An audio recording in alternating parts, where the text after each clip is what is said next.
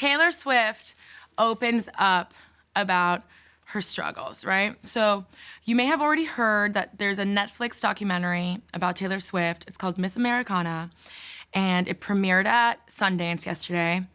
And if you too are a plebe that does not attend Sundance, like myself, it's gonna air for the public, for us peasants, on the 31st of January, okay? So here's a clip from the trailer. Throughout my whole career, label executives would just say, a nice girl doesn't force their opinions on people. A nice girl smiles and waves and says thank you. I became the person everyone wanted me to be.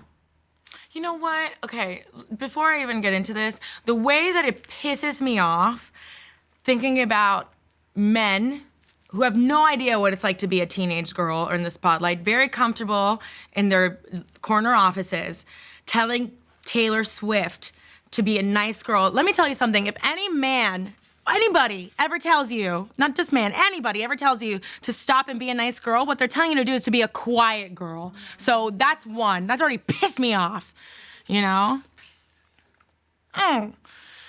So I want to say that when I read this article, she did an exclusive interview with Variety magazine about said documentary, right, Miss Americana.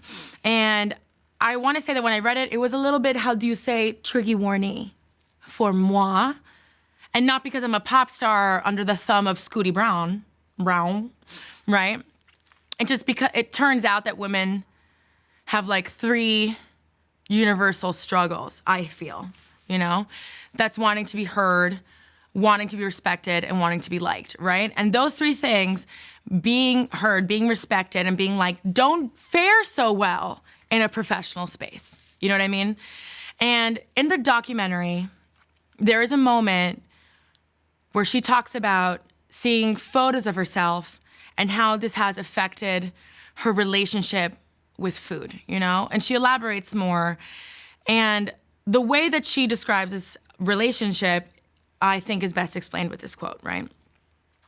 My relationship with food was exactly the same psychology that I applied to everything else in my life.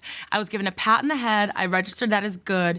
I was given a punishment, and I registered that as bad, you know? And okay, so I want to say too, that's super hard to hear, because it's not like when you have a bad relationship with food, it's not like you have a bad relationship with alcohol, you know? You can just not go to the bar. But as a person, as a human being, you have to eat. You know what I mean? So it's something that people deal with at least 3 times a day. So it's super difficult, and especially dealing with that in the limelight, you know?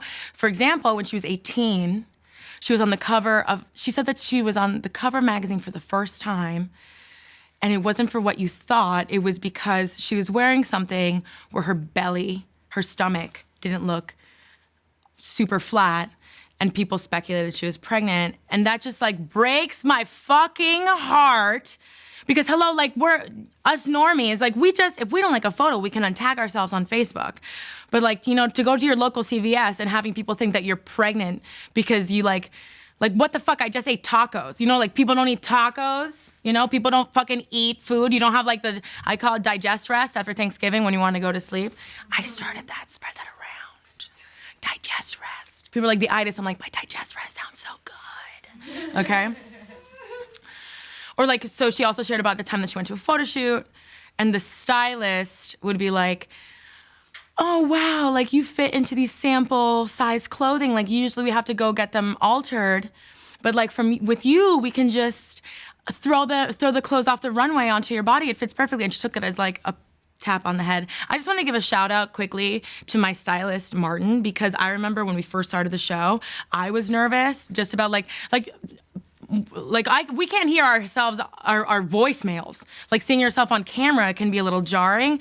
And I was like, should I lose some weight? And he's like, if you lose a pound, I will whoop your ass. And I was like, okay, thank you. You know, like sometimes you need to hear, you look good the way you are, not versus, stay this way, you look amazing, pat on the head, yeah, you know? And so obviously she took that as a compliment. And so like and when you get a compliment like that, you don't want to lose that compliment, especially when you feel like people don't like you. You're like, but I look good, I don't want to give people one more thing not to like about me. especially as like a teen girl. So, and I'm not a doctor, but I have struggled with a relationship with food my whole life. I struggle with eating disorders, and I don't feel any shame about it. I'm not embarrassed about it at all. It's something that I went through and that millions of people, not just women, go through, And I feel like for most of my life, I couldn't control anything in my life. I felt like life was happening to me, and I couldn't control the way people wanted to stay in my life or water relationships with me. I couldn't control puberty just swooping in the middle of the night and changing my body, I couldn't control the kids at school that didn't like me. And I grew up in a place where machismo culture thrives. That's one thing. And I felt like I needed to look a certain way to please the people around me. And I couldn't be the way that I wanted to be without having like immense shame about it. Like I was never the buttoned up, like perfect haired Christian girl like Mandy Moore in that movie where she's that bitch, right? And Macaulay Culkin's in like a wheelchair, Saved. That's exactly what I felt people wanted me to be, And I just wasn't.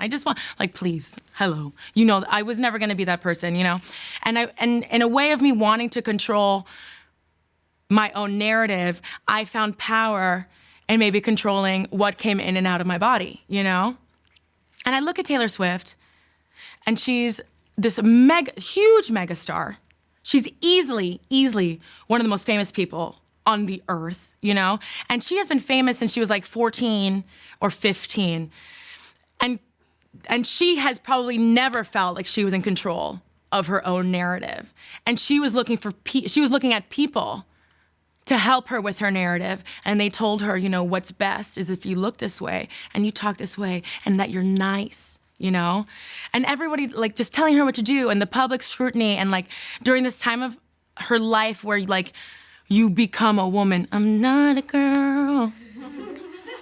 And listen, if you're younger and you're a teenager and you watch this show, I want you to remember one thing. So when I was a teenager, I remember I had in like the throes of me trying to grasp onto anything in my life that I could have control over. I remember this teacher came up to me and she said, if you like your body now, wait till 2 years. Your body's gonna betray you. Let's see you in 2 years. Let's see how small you are. And I remember thinking like, she made my body feel like it was going to turn its back on me, and I had to do everything in my power to ensure that I was still likable physically.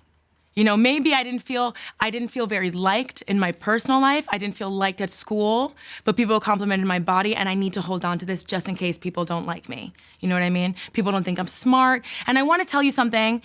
Listen, your body is literally designed to love you. Every molecule, every atom in your biology is trained. Its sole purpose is to take care of you. Don't listen to people who talk about their bodies in a way that they have to like harness this foreign, wild enemy. You know what I mean? Like, you know why I don't have the body I had when I was 18? Because I'm not fucking 18, and that is okay. I have the body of a 29-year-old because I'm 29, and this 29-year-old body gets me to work every day. It tells me when I'm in danger. It tells me when I'm thirsty. It tells me when I'm hungry. It tells me to listen to my gut. It tells me when I'm loved.